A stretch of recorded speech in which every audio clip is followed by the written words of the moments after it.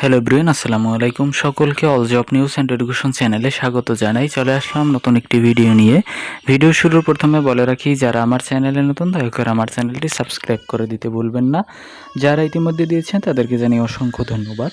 তো আজকে ভিডিওর বিষয় হচ্ছে, আপনারা অনেকেই জানতে চেয়েছিলেন উপবৃত্তি 2026-এর টাকা অনেকেই পেয়েছেন, আবার অনেকে পাননি। আপনারা জানতে চেয়েছিলেন আপনাদের টাকাটি কেন আসেনি এখন পর্যন্ত।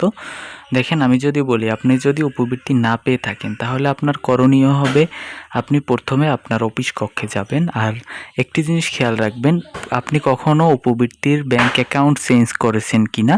যদি ব্যাংক অ্যাকাউন্ট চেঞ্জ করে থাকেন তাহলে ওই বিষয়টি আগে চেক করবেন যে আপনার ব্যাংক অ্যাকাউন্ট পরবর্তীতে যখন চেঞ্জ করার সময় দিয়েছেন তখন ভুল দিয়েছেন কিনা কোথাও।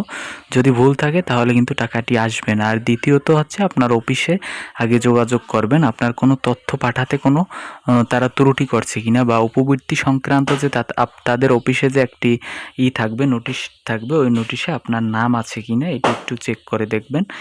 যদি আপনি মনে করেন যে আমার নাম তো আমি একবার দিয়েছি তো সুতরাং থাকতে পারে, তো এটা কিন্তু অফিস কর্তৃক অনেক সময় ভুল হতে পারে।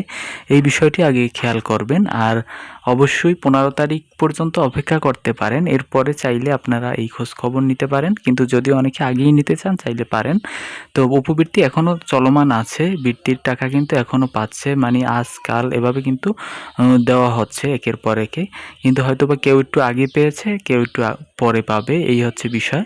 তারপরেও আপনারা সন্দেহ থাকলে আপনারা চেক করে দেখতে পারেন। তো এই ছিল আজকের ভিডিও। দেখা হবে পরবর্তী কোনো ভিডিওতে। যদি ভিডিওটি ভালো লেগে থাকে তাহলে লাইক, কমেন্ট, শেয়ার করতে ভুলবেন না এবং চ্যানেলটি সাবস্ক্রাইব করে সঙ্গেই থাকবেন। ধন্যবাদ সকলকে। আল্লাহ হাফেজ।